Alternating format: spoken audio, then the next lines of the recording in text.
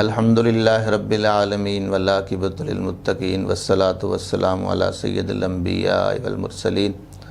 وعلی آلہ وصحبہ اجمعین، اما بعد فاعوذ باللہ من الشیطان الرجیم، بسم اللہ الرحمن الرحیم، وإنک لعلی خلق عظیم، صدق اللہ العظیم وبلغنا رسولہ النبی الکریم الامین۔ اللہم صلی علی سیدنا و مولانا محمد وعلی آل سیدنا و مولانا محمد وبارک وسلم وصلی علیہ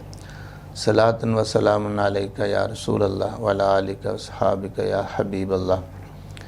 اللہ رب العزت جل وعلا کی حمد و ثنا جو اس کی شان کے لائق عرض کرنے کے بعد، نبی اکرم رحمت دو عالم نور مجسم شفیع معظم احمد مجتبیٰ محمد مصطفیٰ صلی اللہ علیہ وسلم کے حضور درود و سلام کا نذرانہ پیش کرنے کے بعد، آج ہم 29ویں پارے کی آیات مبارکہ لے رہے ہیں، اور تمام ناظرین سے میری درخواست ہوگی کہ ان بابرکت گھڑیوں میں، جب کہ رمضان اب ہم سے یہ جدا ہو رہا ہے، تو یہ گھڑیاں بڑی بابرکت، اور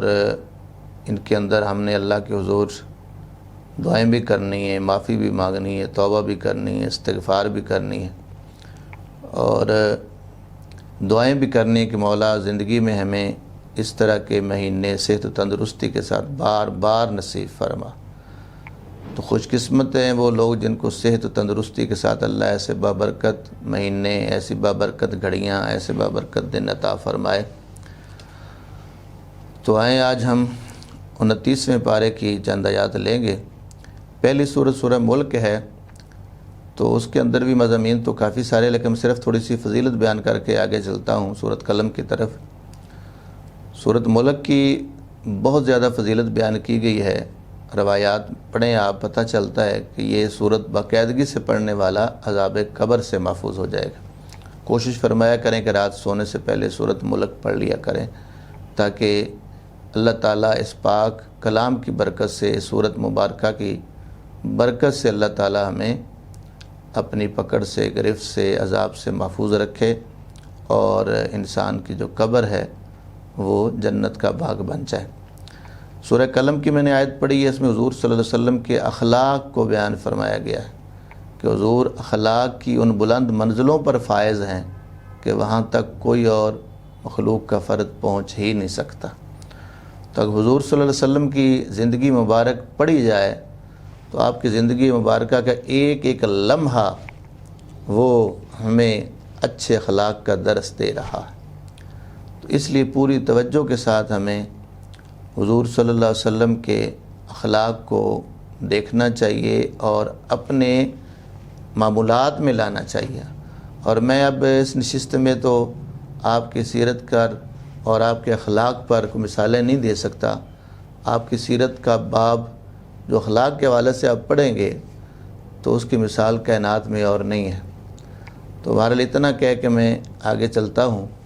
کہ حضور کی تعلیمات آپ کے سامنے ہیں۔ کوئی مسلمان بھی میرے آقا کے اخلاق سے ناواقف نہیں ہے۔ جس آقا نے غیروں کو بھی، اپنے پاس آنے والوں کو، ان کے ساتھ بھی اب اخلاق سے پیش آئے، محبت سے پیش آئے، دین کی دعوت اچھے انداز میں دی، جس کا نتیجہ یہ نکلا کہ لوگ جوک در جوک، جماعتوں کی جماعتیں اسلام میں داخل ہوتی گئیں۔ تو اس میں آپ کا اخلاق، آپ کا رویہ، آپ کی محبت بھی شامل ہے۔ اور وہی صوفیاء نے سرکار کے اخلاق کو اپنایا تو پھر پاک و ہند کی ہسٹری دیکھیں، 90 لاکھ، بلکہ بعض نے تو 99 لاکھ تک بھی لکھ دیا کہ خواجہ معین الدین چشتی اجمیری نے کلمہ پڑھا دیا۔ حضور کی وہ اخلاق والی جھلک تھی نا آپ میں، سرکار کے پیروی میں چل کر تبلیغ فرمائی آپ نے۔ تو خیر، اخلاق بہت بڑی دولت ہے۔ دشمنوں کو بندہ اخلاق کے ذریعے اپنا کر لیتا ہے، بیگانے اپنے ہو جاتے ہیں، دشمن دوست ہو جاتے ہیں۔ تو ہمیں اپنا اخلاق اچھا کرنا چاہیے اور اچھے اخلاق والا بننا چاہیے۔ میرے پیارے آقا صلی اللہ علیہ وسلم سے جب پوچھا گیا کہ حضور جنت میں لے جانے والے عمل جو کثرت سے بندہ جس کی وجہ سے جنت میں جائیں گے وہ عمل کون سے ہیں، اور جہنم سے بچنے کے لیے ہمیں کون سا عمل کرنا چاہیے، تو پیارے آقا صلی اللہ علیہ وسلم نے جو جنت میں جانے والے اعمال بتائے اس روایت میں، اس میں فرمایا ایک تو اللہ کا ڈر تقوی اپنے اندر پیدا کرو، دوسرا اچھا اخلاق پیدا کرو، اچھا اخلاق اور تقوی تمہارے اندر ہو جائے گا، یہ چیزیں تمہیں جنت میں لے جائیں گی۔ تو پتہ چلا کہ یہ اچھا اخلاق اور تقوی جنت میں لے جانے کا سبب بنے گا۔ اسی طرح سرکار نے فرمایا اپنا منہ اور اپنی شرمگاہ کی ضمانت تم دے دو تو جنت کی ضمانت میں مصطفیٰ دیتا۔ تو فرمایا کہ ان دو چیزوں پر کنٹرول رکھو گے تو تم جہنم سے بچ سکتے ہو، اگر نہیں کنٹرول رکھا جاتا یہ دونوں چیزیں جہنم میں لے جانے کا سبب بنتی ہیں۔ تو لہذا ہمیں اچھے اخلاق کو اپنانا چاہیے تاکہ یہ جنت میں لے جانے کا سبب بنتا ہے اچھا اخلاق۔ سورہ قلم کے شروع میں ایک حضور کے بے ادب اور گستاخ کے حوالہ سے کچھ آیات کا حوالہ دیا گیا ہے، اور اس کی مذمت کے حوالہ سے جو آیات مبارکہ بیان ہوئی ہیں اس کا نام ولید بن مغیرہ مفسرین کرام نے لکھا ہے کہ حضور کا بے ادب تھا، گستاخ تھا، تو اس کے لیے اللہ تعالیٰ نے کلام پاک کے اندر چند آیات اتاری اور اس کی خوب مذمت کی گئی، اور اس کے جتنے عیب تھے وہ بیان کیے، اس کا جھوٹا ہونا اور اسی طرح اس کے اندر جو بھی برائیاں پائی جا رہی تھی، وہ چغل خور ہے، اسی طرح وہ جھوٹ بولنے والا ہے، اور وہ دیگر تانے دینے والا ہے، اور حد سے بڑھنے والا ہے، گناہ گار ہے، اور ساری باتیں بیان کرتے کرتے آخر میں اللہ نے یہاں تک کہہ دیا عُتُلٍّ بَعْدَ ذَلِكَ زَنِيمٌ۔ اللہ اکبر۔ اللہ نے اس کے حوالے سے بیان کرتے ہوئے یہاں تک کہا کہ یہ اپنے باپ کا بیٹا ہی نہیں ہے، یہ حرام زادہ ہے۔ اب اندازہ لگائیے کہ جو حضور کے حوالہ سے کوئی بے ادبی والا پہلو ظاہر کرتا ہے تو پھر اللہ تعالیٰ اسے معافی نہیں دیتا، حالانکہ کتنے گناہ گار ہوں گے اور بھی کتنے اپنے وہ نسبت ان کی کہیں ہوگی اور باپ ان کا کوئی ہوگا، لیکن اللہ پردے رکھتا ہے، پردہ دینے کا حکم دیا گیا ہے۔ یہاں پر معاملہ ایسا کیوں ہوا؟ جب حضور کی محبت اور عزت کی بات آئے، حضور کے پیار کی بات آئے، حضور کے ادب کی بات آئے، تو پھر اللہ تعالیٰ ایسا پردہ بھی چاک فرماتا ہے جو پردے وہ گناہ گاروں پہ ڈالا کرتا ہے۔ فرماتا ہے کہ تم میرے محبوب کے بارے میں بھی اتنے بے باک ہو گئے ہو، تو پھر عُتُلٍّ بَعْدَ ذَلِكَ زَنِيمٌ، اس طرح کے ارشادات فرما کے حضور کی عظمت کو واضح کیا جاتا ہے کہ مصطفیٰ کے ادب کے معاملے میں اللہ تعالیٰ جو ہے وہ اس کو برداشت نہیں فرماتا۔ تو اس کی تمام برائیاں اور یہ اس کا جو سارا نسب نامہ بیان کر کے تو واضح کر دیا کہ میرے محبوب کی عظمتیں ہیں، شانیں ہیں، اور جو ان کا بے ادب ہوگا میں دنیا میں ہی اس کو ذلیل و خوار کر دوں گا، تاکہ اس کو پتہ چلے کہ میرے محبوب کی کس طرح انہوں نے بے ادبی کی ہے اور آپ کے بارے میں جملے ایسے کیوں بولے۔ اس کے بعد سورۃ قلم میں ایک بڑا واقعہ ہماری عبرت کے لیے سمجھانے کے لیے قرآن نے بیان فرمایا ہے۔ سورہ قلم کی آیت نمبر 17 18 آگے یہ چند آیات پڑھیں آپ۔ وہ آدمی جو عیسیٰ علیہ السلام کے دین پر تھا، اس کا باغ تھا، اور وہ کیا کرتا تھا، اس پہ جو اخراجات آتے تھے وہ نکال کر، اور جو اپنے بچوں کا جو اخراجات ہوتے تھے ان کے لیے الگ نکال کر، باقی جتنا ہوتا تھا مال سارا اللہ کی راہ میں تقسیم کر دیتا تھا، خیرات کر دیتا تھا۔ تو اب جب ان کے بیٹے ہو گئے، جوان ہوئے، اور انہوں نے یہ اپنی ذمہ داریاں لی، اور پھر ظاہر بات ہے بزرگ ہیں، انہوں نے دنیا سے جانا ہے۔ اب بیٹے ہوئے تو انہوں نے کہا کہ ہمارا والد تو احمق تھا، بیوقوف تھا، نعوذ باللہ، سب کچھ لٹا دیتا تھا، وہ ادھر ادھر بانٹ دیتا تھا، ہم نے تو کسی کو ایک پائی بھی نہیں دینی، نعوذ باللہ۔ یہ انہوں نے منصوبہ بنایا اور رات مشورے کرتے رہے، پروگرام بنایا، صبح اندھیرے میں جائیں گے، باغ کا پھل لائیں گے اور کسی کو خبر نہیں ہونے دیں گے۔ اسی طرح ہوا۔ اب انہوں نے پوری مشاورت کر کے صبح اندھیرے میں نکلے، اور چلتے چلتے جب اس باغ میں پہنچے، دیکھ کر حیران رہ گئے کہ وہاں باغ میں کچھ بچا ہی نہیں ہے، سب کچھ تباہ و برباد ہو چکا ہے، ہلاک ہو چکا ہے۔ تو جب انہوں نے یہ حالت دیکھی تو پھر شور کیا اور انہوں نے واویلا کیا کہ یہ کیا ہوا، یہ کون سی آفت آ گئی، ہمارا سب کچھ لٹ گیا، اپنے آپ پر ملامت کرنے لگے۔ پھر ان میں سے جو ایک بہتر شخص تھا اس نے کہا کہ میں نے تمہیں کہا تھا کہ ایسا نہ کرو، حقداروں کا حق دو، غریبوں کا حق نکالو، لیکن تم نے جو کام طریقہ اختیار کیا تھا پھر اس کا نتیجہ تو یہی ہونا تھا۔ تو اب اللہ کی راہ میں خرچ کرنے سے گریز کرنے کے لیے انہوں نے منصوبے بنائے، بھاگنے کا راستہ نکالا، نتیجہ کیا نکلا کہ وہ سب کچھ برباد ہو گیا، تباہ ہو گیا۔ اب یہ ان کا انگوروں کا باغ تھا، اس طرح مختلف روایات میں آتا ہے اس باغ کے بارے میں، اور اتنا زیادہ پھل دینے والا باغ اور اتنی زیادہ آمدنی والا وہ باغ، آج وہ اس سے محروم تھے، ایک نوالا بھی ان کے پاس نہیں تھا، اس باغ میں سے کچھ ملا ان کو۔ یہ سب کچھ کیوں برباد ہوا؟ اس وجہ سے کہ انہوں نے اللہ کی راہ میں دینے کا جو طریقہ تھا اس کو بدلا، خرچ کرنے کا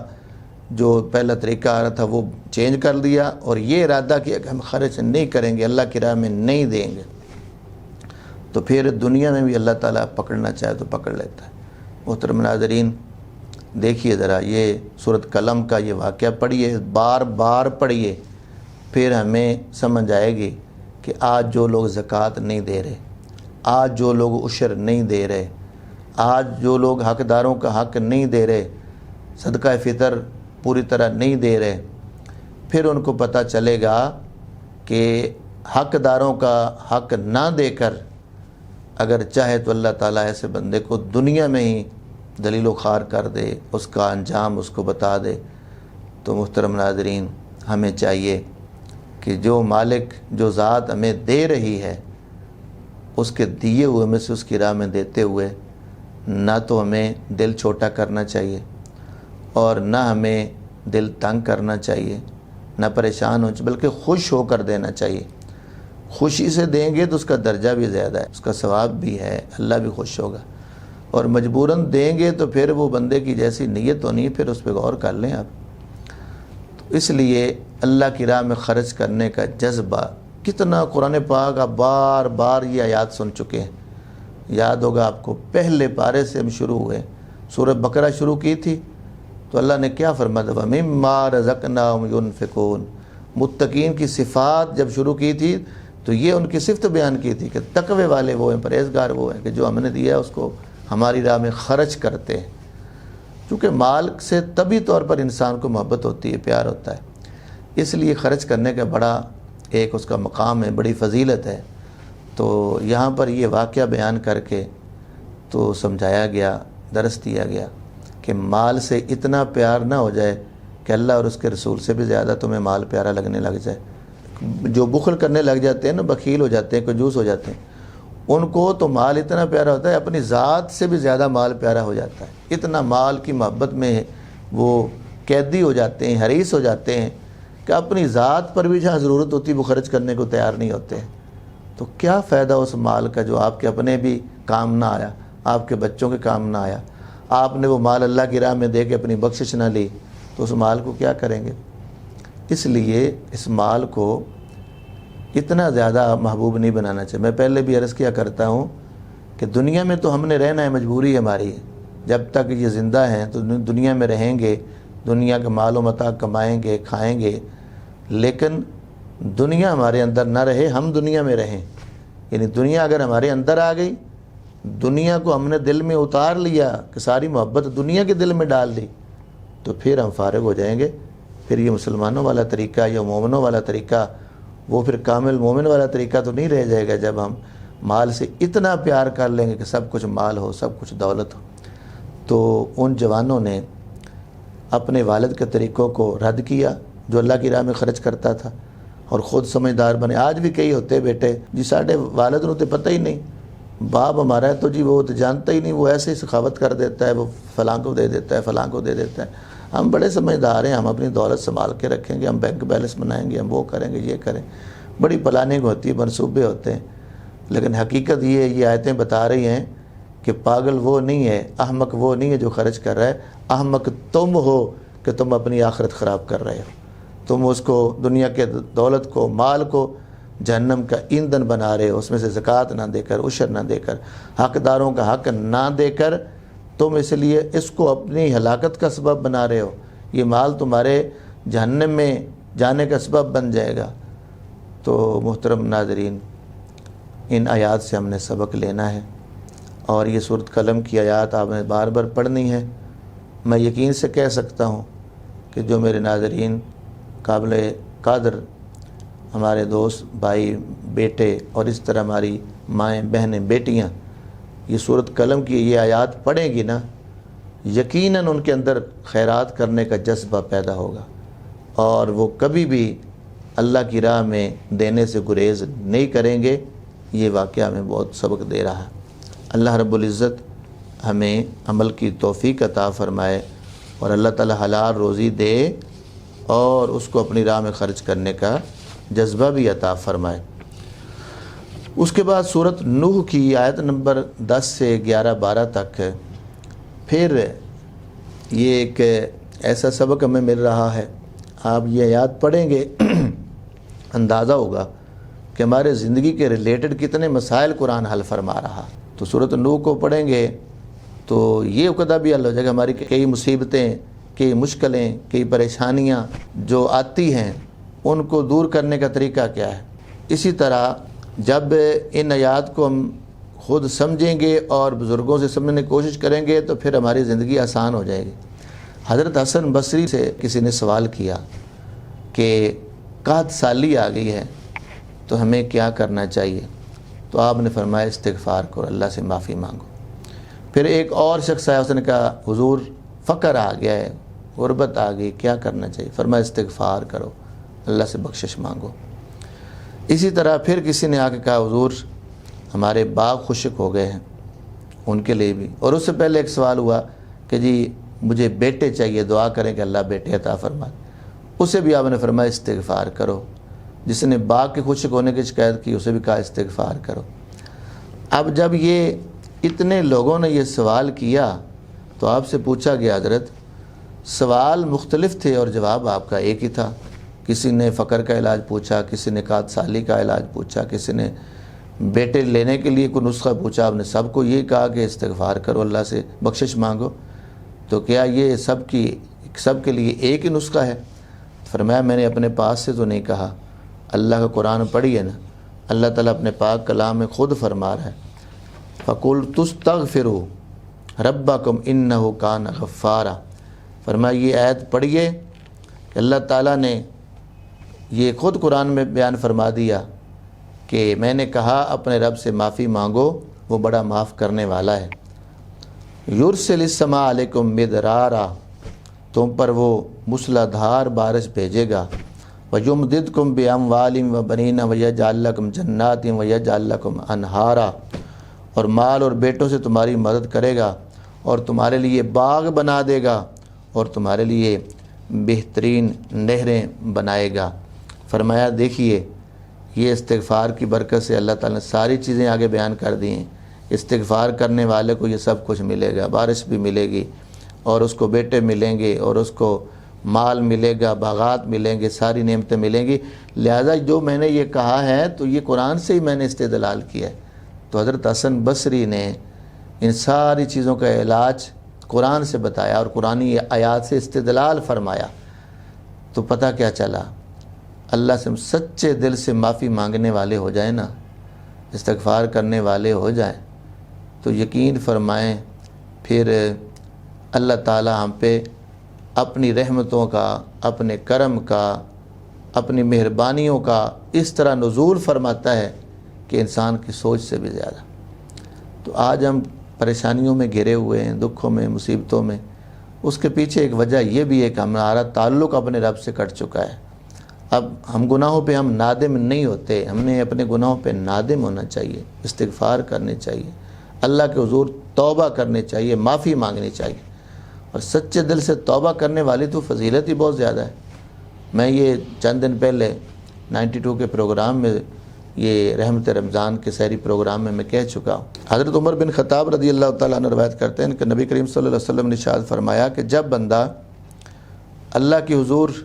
تازہ وضو کر کے آتا ہے اور پھر دوسرا کلمہ پڑھتا ہے اور پھر اس کے بعد یہ دعا پڑھتا ہے اللہم اجعلنی من التوابین واجعلنی من المتطہرین، یہ دعا پڑھتا ہے تو آپ نے فرمایا کہ جنت کے 8 دروازے، تو اس کو 8 دروازوں سے آواز آئے گی کہ جس سے چاہو تم جنت میں داخل ہو جاؤ، تیرے لیے سارے دروازے کھلے ہوئے۔ کیا بات ہے توبہ کی اور اللہ کی بارگاہ میں معافی مانگنے کی۔ محترم ناظرین، ان پاکیزہ گھڑیوں میں، بابرکت گھڑیوں میں ہم نے اللہ سے معافی مانگنی ہے اور معافی مانگنے کا ذہن بنانا ہے، استغفار کرنا ہے۔ اب جو لوگ یہ ہم سے دعا کا کہتے ہیں، خصوصاً بیٹوں کے لیے، تو ان کے لیے نسخہ ہاتھ آ گیا۔ وہ بہنیں یہ نسخہ یاد کر لیں جن کی گودیں خالی ہیں، بیٹے نہیں ہیں، اولاد ہی نہیں ہے، یا اولاد ہے بیٹے نہیں ہیں بیٹیاں ہیں، تو یہ نسخہ یاد کر لیں۔ اب یہ قرآن کا بتایا ہوا ہے کہ کثرت سے استغفار کریں، اللہ سے معافی مانگیں، استغفار کریں، اس سے تعلق بڑھے گا نا۔ جب ہمارا تعلق اللہ سے مضبوط ہو جائے گا، پھر ادھر آپ کی زبان کھلے گی، ادھر وہ مطالبہ پورا ہو جائے گا۔ وہ کیا خوب کہا گیا ہے کہ خودی کو کر بلند اتنا کہ ہر تقدیر سے پہلے خدا بندے سے خود پوچھے بتا تیری رضا کیا ہے۔ خدا بندے سے خود پوچھے بتا تیری رضا کیا۔ آج اگر ہم اپنے گناہوں پہ نادم ہو جائیں، استغفار کرنے والے ہو جائیں، توبہ کرنے والے ہو جائیں، اپنے رب سے اپنا تعلق، اپنا ٹوٹا ہوا رشتہ پھر سے جوڑ لیں، اور یہ بندگی والا تعلق اپنے معبود سے پھر ہم مضبوط کر لیں، تو اس کی رحمتیں آج بھی برسیں گی، اس کا کرم آج بھی انتظار کر رہا ہے۔ وہ دنیا تو دنیا ہے، اس کی آخرت سنور گئی۔ دنیا تو چند روزہ ہے نا، تو وہ اپنی آخرت سنوار لے گا جو استغفار میں باقاعدگی کرے گا۔ اللہ کے نبی اللہ کی بارگاہ میں یہ جملے کہا کرتے تھے، استغفار کیا کرتے، حالانکہ گناہوں سے پاک ہے، معصوم ہے، تو وہ امت کو درس دے رہے تھے۔ تو آئیں ہم بھی یہ سبق یاد کر لیں۔ اور سرکار تو پھر روتے تھے، گریہ زاری کرتے تھے، گڑ گڑاتے تھے، روایتیں آپ سنتے رہتے ہیں۔ تو جب آپ سے پوچھا جاتا تھا اتنا کیوں روتے ہیں آپ پاک ہو کر، معصوم ہو کر، تو کیا کہتے تھے کہ افلا اکون عبدا شکورا، کیا میں اپنے رب کا شکر گزار بندہ نہ بنوں؟ تو آئیں ہم اپنے گناہوں پہ نادم ہوں، استغفار کریں، توبہ کریں، اللہ سے معافی مانگیں، گڑ گڑائیں، روئیں، تو اللہ خوش ہوگا۔ تو یہ پیارے پیارے درس ہمیں جو قرآن سے مل رہے ہیں اپنے عمل میں لانے چاہیے۔ اگلی صورت جو سورۃ جن ہے، اس میں اور مضامین کے ساتھ ساتھ جنات کا بھی ذکر ہے۔ اس سے یہ بھی پتہ چلا کہ جنات جو ہم بعض لوگ ہمارے انکار کر دیتے ہیں جن وغیرہ کچھ نہیں ہے، تو وہ قرآن کا جو ہے نا مطالعہ کریں، پہلے قرآن پاک کو پڑھیں۔ سورۃ جن پوری اس پر جو ہے وہ اب پڑھنے سے آپ کو اندازہ ہو جائے گا کہ ان کے نام پہ سورت موجود ہے۔ تو جنات بھی وہ بھی اللہ کی مخلوق میں سے ہیں، تو اور وہ بھی مکلف ہیں، جس طرح انسان کے لیے عبادت اور عیادت ضروری ہے، جنات کے لیے بھی ضروری ہے۔ تو اس کا ذکر ہے سورہ جن کی اس آیت میں غور فرمائیں، آیت نمبر 26 میں فرمایا عالم الغیب فلا یظہر علی غیبہ احدا الا من ارتضی من رسول، کہ وہ غیبوں کا جاننے والا ہے اور وہ اپنے اس غیب کا علم ہر کسی پہ ظاہر نہیں فرماتا مگر اپنے رسولوں میں سے جسے چن لیتا ہے۔ آپ نے غور فرمایا کہ اللہ تعالیٰ نے علم غیب کے دینے کا، اس پر مطلع کرنے کا، اظہار فرمانے کا بیان کیا، تو فرمایا کہ یہ علم ہر کسی کو نہیں دیا جا سکتا، یہ اپنے رسولوں میں سے جسے اللہ تعالیٰ چن لیتا ہے اسے عطا فرماتا ہے۔ اب اللہ کے جو چنے ہوئے ہیں وہ ذرا دیکھ لیجئے لسٹ۔ اب ہمارے آقا کا تعلق، ان کا تو نام ہی مصطفیٰ ہے، چنے ہوئے، مرتضیٰ، مصطفیٰ، تو یہ نام بتاتے ہیں کہ اللہ تعالیٰ نے اپنا خاص علم اپنے محبوب کو بھی عطا فرمایا ہے۔ اور اس پر سمجھنے کے لیے اور آیات ہماری رہنمائی کرتی ہیں۔ 4 پارے میں گزر چکا ہے وما کان اللہ لیطلعکم علی الغیب ولکن اللہ یجتبی من رسلہ من یشاء، آل عمران کی آیت نمبر یہ 179، اس آیت میں واضح فرمایا۔ علم غیب کے حوالہ سے قرآن پاک کی آیات کو پڑھنے کے بعد ہمیں یہ یقین کر لینا چاہیے کہ اللہ تعالیٰ تو جانتا ہی ہے۔ غیب کا مطلب جو چیزیں ہم سے غیب ہیں اللہ اسے جانتا ہے، اللہ سے تو کوئی چیز غیب ہے ہی نہیں ہے نا۔ اور اسی طرح حضور سے کوئی چیز جو امت سے غائب ہے حضور اسے جانتے ہیں، تو وہ اللہ کا جاننا اس کا ذاتی علم ہے، حضور کا جاننا اللہ کی عطا سے۔ بس یہ ذہن میں فرق رکھیں، کوئی شرک کا شائبہ بھی نہیں ہوگا۔ اللہ سب کچھ جانتا ہے تو اپنے ذاتی علم سے، حضور جانتے ہیں تو اللہ کی عطا سے جانتے ہیں۔ تو باقی حضور کے علم کا اور اللہ کے علم سے کوئی تقابل یا کوئی جو ہے مد مقابل لانا یہ سوچا بھی نہیں جا سکتا۔ تو اس لیے یہ بحث مباحثے میں ایسے میں نہیں پڑھنا چاہیے کہ حضور کا علم اللہ کے برابر ہو گیا، نعوذ باللہ، یہ کوئی نہ کہتا ہے نہ کوئی کہہ سکتا ہے۔ حضور کا علم جتنا بھی ہے ہماری سوچ سے بھی زیادہ ہے، ہمارے علم سے نالج سے زیادہ ہے، لیکن وہ اللہ کی عطا سے ہے۔ تو اللہ کے برابر تو کسی کا علم ہو ہی نہیں سکتا۔ تو حضور صلی اللہ علیہ وسلم نے ایک مجلس میں کھڑے ہو کر قیامت تک کے ہونے والے معاملات کو بیان فرما دیا ایک ہی مجلس میں۔ تو اس سے آپ اندازہ لگا لیں کیا چیز حضور سے اللہ نے پوشیدہ رکھی، اور قرآن میں واضح فرمایا علمک ما لم تکن تعلم، محبوب جو بھی آپ نہیں جانتے تھے ہم نے آپ کو بتا دی، آپ کو علم دے دیا۔ تو اللہ فرما رہا ہے سب کچھ بتا دیا ہے، اور ہم کہیں کہ جی یہ دیا یہ نہیں دیا، ایسا سوچنا بھی نہیں چاہیے۔ اللہ نے اپنے محبوب صلی اللہ علیہ وسلم کو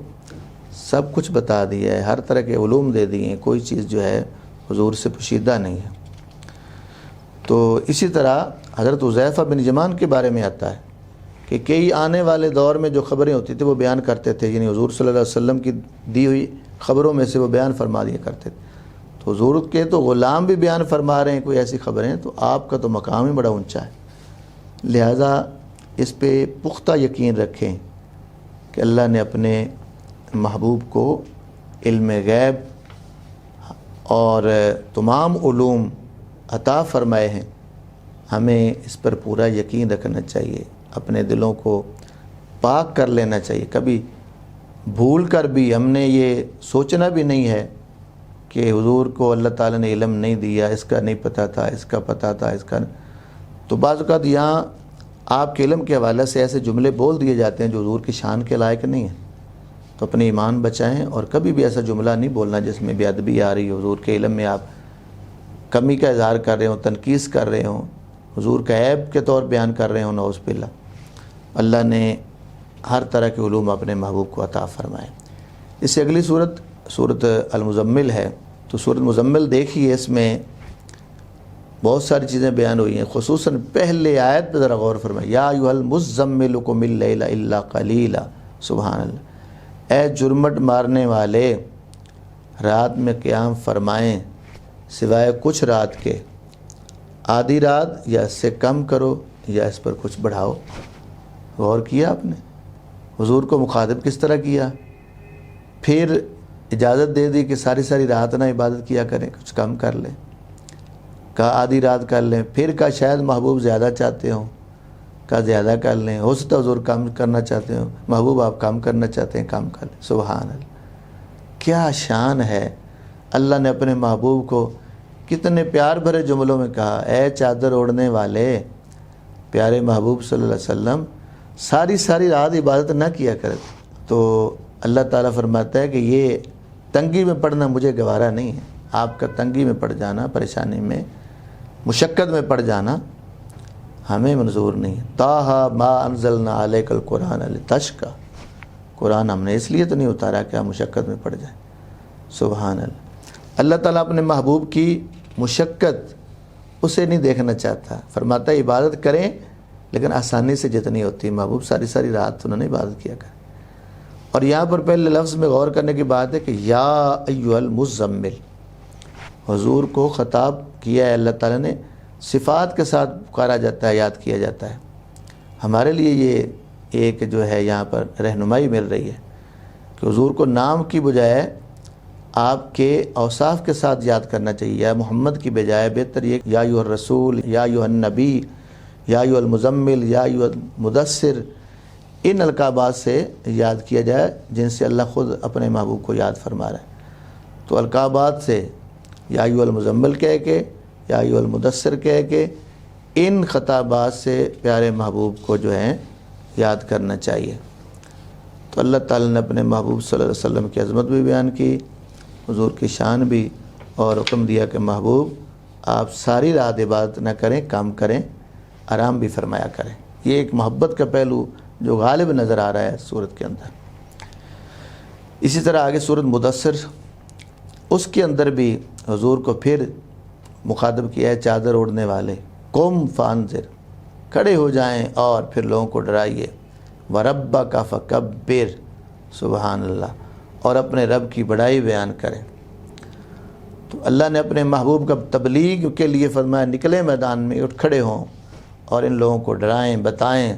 کہ کل اللہ کی بارگاہ میں پیش ہونا ہے، اللہ کے حضور تم نے جواب دے ہونا ہے۔ تو اللہ نے اپنے محبوب صلی اللہ علیہ وسلم کو حکم دے کر تو تبلیغ کے لیے، لوگوں کی رہنمائی کے لیے، اصلاح کے لیے کھڑے ہونے کا، میدان میں آنے کا فرمایا ہے۔ اس سے اگلی سورہ قیامہ، اس میں بھی ذرا دیکھیے، غور کیجئے، پہلی آیات میں دیکھیے، لا اقسم یوم القیامہ ولا اقسم بالنفس اللوامہ، سورہ قیامہ کی دوسری آیت میں ذرا غور کیجئے، اللہ تعالیٰ اس نفس کی قسم کھا رہا ہے جو نفس ملامت کرنے والا ہے۔ تو پتہ چلا جو نفس ملامت کرتا ہے وہ نفس اللہ کو بڑا پیارا لگتا ہے، اللہ اس کی قسمیں کھاتا ہے۔ اب قیامت کو ہر کوئی ملامت کر رہا ہوگا، وہ کیسے؟ نیک اس لیے اپنے آپ کو ملامت کریں گے کہ ہمیں اور نیکی کرنی چاہیے تھی، اور برے اس لیے ملامت کر رہے ہوں گے کہ ہمیں برائی نہیں کرنی چاہیے تھی۔ اچھائیاں کرنے والے، نیکیاں کرنے والے بھی ملامت کر رہے ہوں گے کہ ہمیں اور نیکیاں کر کے درجے بڑھانے چاہیے تھے۔ تو پتہ چلا کہ یہ لوگ جو ملامت کرتے ہیں وہ اللہ کو بہت پسند ہیں، اللہ ان کی قسمیں کھا رہا ہے۔ اور بعض نے یہاں پر یہ بھی فرمایا ہے کہ یہاں نفس لوامہ سے مراد وہ نفوس متقیہ ہیں، یعنی وہ متقی لوگ ہیں جو قیامت کے دن نافرمانی کرنے والوں کو ملامت کریں گے کہ تم لوگوں نے گناہوں کو ترک کیوں نہیں کیا، تو ان کو ملامت کر رہے ہوں گے۔ تو بہرحال یہ بات کھل کے سامنے آ گئی کہ جو نفس ملامت کرنے والا ہے وہ اللہ کو بہت پسند ہے۔ ہمیں بھی کبھی کبھار تھوڑا سا مراقبہ کرنا چاہیے، کسی ایک کونے میں بیٹھ کے اپنے دل میں جھانکنا چاہیے کہ ہمارے اندر کوئی ایسی آواز ہے، کوئی ہمارا ضمیر بھی کوئی تھوڑا سا زندہ ہے یا مردہ ہو چکا ہے بالکل ہی، کبھی ملامت والا کوئی پہلو ہمارے اندر بھی کبھی بیدار ہوا ہے۔ اور یاد رکھیے، بڑے کام کی بات بتانے لگا ہوں، اگر تو برائی کرتے ہوئے اندر سے آواز آتی ہے کہ تم غلط کر رہے ہو، تم کسی کا حق مار رہے ہو، غلط کر رہے ہو، کسی سے زیادتی کر رہے ہو، غلط کر رہے ہو، کسی پر ظلم کر رہے ہو، غلط کر رہے ہو، کسی کو گالی گلوچ کر رہے ہو اور اس کا حق مار رہے ہو، غلط کر رہے ہو، تم کسی پہ ڈاکہ ڈال رہے ہو، اس کی عزت پہ ڈاکہ ڈال رہے ہو، اس کے مال پہ ڈاکہ ڈال رہے ہو، اور تم کسی کا برا چاہ رہے ہو، تم معاشرے کے اندر ایک فسادی بن کر نکلے ہو، تم شرارتی بن کے نکلے ہو، اور ایک ایسے اپنے آپ کو پیش کر رہے ہو کہ تم معاشرے کے اندر ایک فساد کا سبب بن رہے ہو، تو تھوڑا سا اندر جھانکیں، دیکھیں کہ کوئی ایک آواز آتی ہے کہ تم غلط کر رہے ہو۔ اگر من بولے اور اندر سے آواز آئے، ضمیر بیدار ہو جائے کہ تم غلط کر رہے ہو، تم غلط جگہ پہ جا رہے ہو، یہ کام تمہارا ٹھیک نہیں ہے،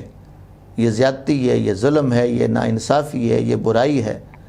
تو پھر اللہ کا شکر کرو بھی ابھی کوئی ضمیر جاگتا ہے، ضمیر زندہ ہے، ملامت والا کوئی پہلو آپ کے اندر موجود ہے۔ اور اگر سب کچھ کر کے آپ پہ کبھی کوئی آپ کے ماتھے پہ شکن کبھی نہیں آیا اور اندر کبھی پریشانی نہیں آئی، لوگوں کے مال ہڑپ کر کے اور بے سہارا لوگوں کو، کمزوروں کو، ان کو جو ہے نا روند کر آپ خوش ہوتے ہیں، اتراتے ہیں، تو اللہ کے حضور روئیں، اپنے مقدروں پہ آپ روئیں کہ آپ کے اندر ملامت والا پہلو ہی ختم ہو گیا، کہ آپ کچھ جوڑنے والی کوئی طاقت اندر رہ ہی نہیں گئی ہے آپ۔ تو بڑے افسوس سے بعض اوقات جب ہم دیکھتے ہیں معاشرے کچھ افراد برائی کی اس حد تک چلے جاتے ہیں کہ سب کچھ کر کے پھر بھی وہ اتراتے پھر رہے ہوتے ہیں، خوش ہوتے ہیں اس اپنی زندگی پر، انہیں ذرا احساس نہیں ہوتا کہ ہم نے اللہ کے مخلوق پہ اتنا بڑا ظلم کیا۔ اور یہ تو چھوٹی چھوٹی سطح پر بھی اگر ہم ظلم دیکھیں تو وہ بہت برا عمل ہے، جو عالمی سطح پر اور ایک پوری دنیا میں ظلم کی انتہاؤں کو پہنچے ہوئے ہیں، اور انٹرنیشنل سطح پہ جب ہم دیکھتے ہیں تو مودی جیسے بدبخت اور وہ ظالم حکمران جنہوں نے کروڑوں زندگیاں جو ہیں اجیرن بنائی ہوئی ہیں اور اتنی بے حساب دنیا اور مخلوق کو انہوں نے ان کا جینا حرام کیا ہوا ہے، ان کا کیا بنے گا؟ کفر کا گناہ اپنی جگہ پر، بدبختی وہ اپنی جگہ پر، لیکن یہ انسانیت پر ظلم اور ظلم کی بھی انتہا، کیا وہ لوگ جواب دہ نہیں ہیں کل اللہ کی بارگاہ میں؟ یہ لمحہ فکریہ ہے، اپنے لفظوں میں اس کو کنورٹ کر کے تو ایسی طاقتوں تک پہنچائیں یہ آواز، ان کی بولی میں ٹرانسلیشن کر کے آپ ان کو بھیجیں کہ بدبختو کسی ذات کے سامنے تم نے پیش ہونا ہے، کٹہرے میں آنا ہے کسی دن، اور کسی نہ کسی رنگ میں تم بھی تو اپنے اپنے مذاہب کو فالو کرتے ہو نا، تو کوئی مذہب بھی ظلم کی اجازت تو نہیں دیتا، کوئی دین بھی اگر کوئی اس کو ماننے والے اس کو فالو کرتے ہیں تو کون سا دین اس ظلم کی اجازت دیتا ہے کہ آپ کسی کا جینا بھی جو ہے نا اس کو حرام کر دیں؟ لیکن افسوس، صدہا افسوس کہ آج مسلمان کٹ رہا ہے، مر رہا ہے، اس کی تحقیر کی جا رہی ہے، اس کو دبایا جا رہا ہے، اس کو ذلیل کرنے کی کوشش کی جا رہی ہے، اور کوئی ظلم کی کسر نہیں چھوڑی جا رہی کہ ظلم زیادہ سے زیادہ کیسے کرنا ہے، ساری حدیں کراس کر کے بھی ظلم کیا جا رہا ہے، لیکن ہم ہاتھوں پہ ہاتھ دھرے بیٹھے خاموش ہیں، مسلمانوں کا احساس کوئی نہیں، اور سارا کفر یاد رکھیں ایک ہے، کفر کٹھا ہے، میرے آقا کا فرمان یاد رکھیے، کفر کٹھا ہے، الکفر ملت واحدہ، وہ ایک ملت ہے، مسلمان بکھرے ہوئے ہیں، کلمہ پڑھنے والے اگر سارے اکٹھے ہو جائیں تو ان کو سب کو تنکوں کی طرح بہا کے لے جائیں، جس طرح سیلاب آتا ہے اور تنکے بہہ جاتے ہیں، امت مسلمہ اکٹھی ہو جائے، ہمارے حکمران اکٹھے ہو جائیں، ہمارے مسلمان اکٹھے ہو جائیں، اور آج ضرورت ہے، علامہ اقبال کی روح آج ہمیں پکار رہی ہو کہ ایک ہو مسلم حرم کی پاسبانی کے لیے، ایک ہو مسلم حرم کی پاسبانی کے لیے، نیل کے ساحل سے لے کر تاب خاک کاشگر، آج پھر اکٹھا ہونے کی ضرورت ہے، اتحاد کی ضرورت ہے، آج مسلمانوں کو جو ان کی وحدت کو پارا پارا کیا جا رہا ہے، اس سازش کو ناکام کرنے کی ضرورت ہے اور مسلمانوں کو اکٹھا کرنے کی ضرورت ہے، اور کلمہ پڑھنے والے اب متفق نہیں ہوں گے، متحد نہیں ہوں گے تو آپ کی آنے والی نسلیں آپ کو اچھے لفظوں سے یاد نہیں کریں گی، اور جو آنے والا طوفان ہے اور آنے والا جو یہ مستقبل کے اندر جو ہمیں جو حالات نظر آ رہے ہیں اس میں ہم لوگ بھی اس گناہ میں شامل ہوں گے اگر آج ہم نے اتحاد کی طرف قدم نہ بڑھایا، اکٹھے نہ ہوئے اور کفر کے مقابلے میں اپنے آپ کو یکجا نہ کیا، اکٹھے ہو کر جو ہے ہم نے ورک کرنے کا، کام کرنے کا، اور اپنے بھائیوں کی عزت اور ان کے جو مفادات ہیں، مسلمان کے جو حقوق ہیں ان کا تحفظ کے لیے اگر آج ہم نے نہ سوچا، پھر ہمیں تاریخ معاف نہیں کرے گی، پھر ہم بھی مجرموں میں ہوں گے۔ تو میں ایک بڑا جو ہے نا ضروری میسج یہاں دے کے آگے جا رہا ہوں کہ آئیں، اتحاد کی کوشش کرنی ہے، مظلوموں کا ساتھی بننا ہے، ظالم کا ساتھی نہیں بننا، اور اپنے اندر درد پیدا کرنا ہے، انسانیت کا درد پیدا کریں، اللہ سے مانگیں کہ مولا ہمیں درد دے دے، الہی تڑپنے پھڑکنے کی توفیق دے، دل مرتضیٰ سوز صدیق دے، وہ درد ہمیں عطا کر اپنی محبت بھی دے، اپنے محبوب کی محبت بھی دے، اور ہمیں وہ درد انسانیت کا بھی دے کہ ہم ظلم سے رک جائیں اور ظالم کا ہم ہاتھ پکڑنے والے ہو جائیں۔ لہٰذا اللہ نے اس نفس لوامہ کی قسم کھائی ہے جو ملامت کرنے والا ہے، جو ضمیر جاگتا ہے، بولتا ہے کہ یہ غلط ہو رہا ہے، یہ ٹھیک ہو رہا ہے، یہ غلط ہو رہا ہے، اس پہ جو اندر سے آواز آتی ہے وہ نفس لوامہ، اللہ اس کی قسمیں کھاتا ہے۔ اس کے بعد سورۃ دہر ہے، آغاز میں ہی اللہ تعالیٰ نے فرمایا هل أتى على الإنسان حين من الدهر لم يكن شيئا مذكورا، کہ بے شک آدمی پر ایک ایسا وقت بھی گزرا کہ کہیں اس کا نام بھی نہ تھا، لیکن پھر اللہ نے اسے وجود دیا، اسے پیدا فرمایا، تخلیق کی اور ساری عزتیں دی، پھر لقد خلقنا الانسان فی احسن التقویم کی صورت میں اس کو بھیجا، وَلَقَدْ كَرَّمْنَا بنی آدم کی اس کو یہ خطاب دیا، عزتیں دی، تو جس ذات نے سب کچھ دیا ہے اس کا ناشکرہ نہیں ہونا چاہیے، اس کے بارے میں گاہ میں شکر گزار ہو کے پیش ہونا چاہیے۔ سورۃ دہر کی آیت نمبر 8 کو پڑھیے،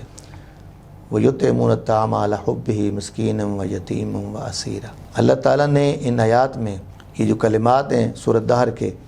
ان کے اندر کھانا کھلانے کی اہمیت کو واضح فرمایا ہے کہ وہ لوگ جو کھانا کھلاتے ہیں اللہ کی محبت میں مسکینوں کو، یتیموں کو، قیدیوں کو، تو اللہ ان کی عظمتیں بیان کر رہا ہے۔ صحابہ کرام میں یہ جذبات کوٹ کوٹ کر بھرے ہوئے تھے، بلکہ وہ خود اپنے آپ کو فاقے میں رکھتے تھے، دوسروں کا خیال رکھتے تھے۔ وَيُؤْثِرُونَ عَلَىٰ أَنفُسِهِمْ وَلَوْ كَانَ بِهِمْ خَصَاصَةٌ، وہ اپنے آپ پر دوسروں کو ترجیح دیتے ہیں،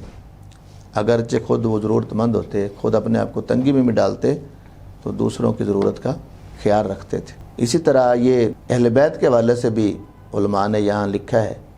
تفسیروں میں کہ انہوں نے روزے رکھے اور سائل آ جاتا تھا روزانہ، کبھی مسکین بن کر، یتیم بن کر، اسیر بن کر، تو وہ ہر روز اس کو سارا کھانا اٹھا کے دے دیا کرتے تھے۔ اللہ کی محبت میں اللہ کا نام لیا جاتا تھا تو وہ کھانا اٹھا کے خود بھی، جناب حسنین کریمین بھی، ان کے ماں باپ بھی، حتیٰ کہ ان کے گھر جو لونڈی تھی وہ بھی، تو جو سارے کھانا اللہ کی راہ میں دیتے تھے، تو پھر اس پر اللہ تعالیٰ نے فرمایا کہ وہ لوگ جو کھانا کھلاتے ہیں اللہ کی محبت میں مسکینوں کو، یتیموں کو اور قیدیوں کو۔ تو اوور حال بھی کہا جائے تو جو بھی یہ جس کے اندر یہ خوبی پائی جا رہی ہے کہ دوسروں کو کھانا کھلاتا ہے، اللہ کی راہ میں وہ کھانے کا اہتمام کرتا ہے، مخلوق خدا کی خدمت کرتا ہے، تو اللہ تعالیٰ کس محبت سے اس کا ذکر فرما رہا ہے۔ ان لفظوں سے ہمیں یہ بات بھی ہمیں واضح ہوتی ہوئی نظر آ رہی ہے کہ کھانا کھلانے والا عمل یہ اللہ کو بہت پسند ہے،